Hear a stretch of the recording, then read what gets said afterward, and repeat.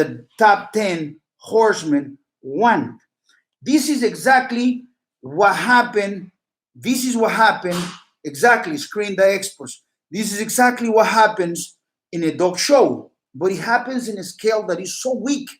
You know, you go to a show in Louisiana, you go to a show in Texas, you go to a show in New York, you go to a show in whatever, and they put the Florida and in Spain, and they put all these dogs, 100 dogs, and one man that never had a real dog, real American Pit Bull Terrier in the world, but he's always in the forums, and he's famous, and people like him. He goes and pick out the best. It's the best of what he was showing to him.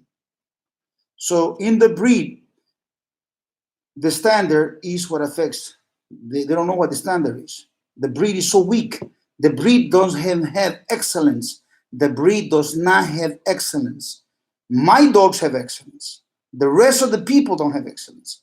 Why do I have excellence? Challenge my merits. I want anyone here to come and tell me you have better merits than me. And we're going to go back and forth in dialogue and find out whether you are half as good as me. Anyone here, see if he's half as good as me. Now, I'm going to tell you, when it comes to horses and when it comes to dogs, it's the same way. We need to measure them because this is not about fans. This is about measuring things. It's about engineering. It's about numbers when we find in genetics. So when you come and you ask me, what about, you have a dog that's Hammonds and you like him. Well, you need to find out about the merits. If the merits are very far away, and I explained to you something here the other day, if there's no standards at all, but bullies, and this guy that's laughing about the bullies, you are correct. But you must understand the bullies were created by the people that breed pit bulls. So you're laughing about the bullies, but you don't understand that the bullies were created by the people that breed pit bulls. The people that breed pit bulls, the famous breeders, created the bully. They registered those through a pedigree. You want to know how bad a pedigree is? The bully is a perfect sample. And I thought about this the other day, and it just came back to me. Hopefully, I can explain to you this. And I want my wife to pay attention to this sample because I didn't talk to her about it. But do you want to know how bad any bloodline is? Let me explain to you how bad any bloodline is. You don't have to start with the dog you have. Let's say you take a bloodline. And this bloodline is the center of the creation of the bully. And one dog went and continued being bred under the standards of the American Pit Bull Terrier by some breeder that at least have some sort of idea what a Pit Bull Terrier is. But the other guy came and started breeding dogs that look by the size of their head, by the size of their legs, and continue going on this way. So this is the bloodline right here. I don't want to say the name of the bloodline. There were a few bloodlines selected for this. Watchdog was one of them. And this is the bloodline. And this is the dog that is still some sort of a level of pit bull.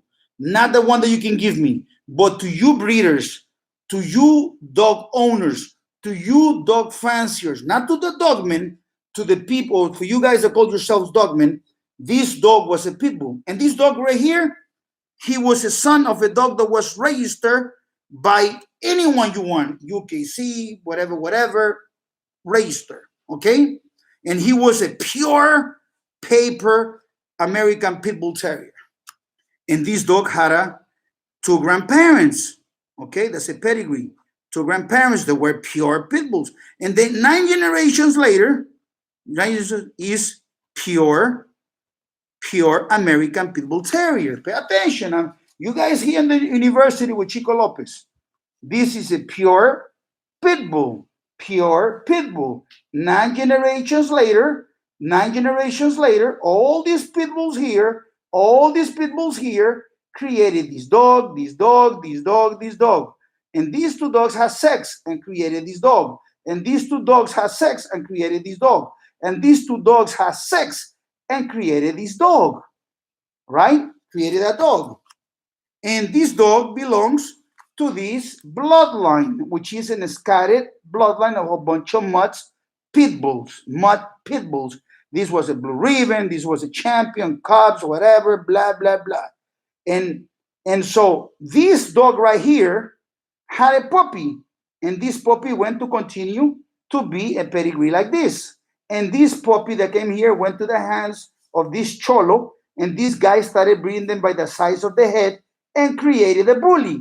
And that's why when young Chico Lopez in 1993, young Chico Lopez in 1993 picked up four magazines that were given to him because he had curiosity. And when they gave him these magazines, young Chico Lopez decided to open the magazine. And when Chico Lopez opened the magazine, that came, which was a Pitbull magazine, the breeders that were selling dogs in this magazine were selling bullies. But on these times, in 1993, they didn't call them bullies.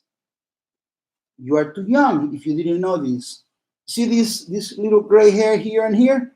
Has a value. It's called experience in my case. And some people just get old, but in my case, it's called experience. And what happens is, in 1993, these dogs here were still advertised in magazines of pit bulls, and they were sold by the size of their heads. Young Chico Lopez came here at the very beginning, right here, and said, I want to buy a dog like this because I want to have the baddest pit bull in the world. Young and naive. And then a dogman came and said, no, son, this is not a real pit bull. This is garbage. This is the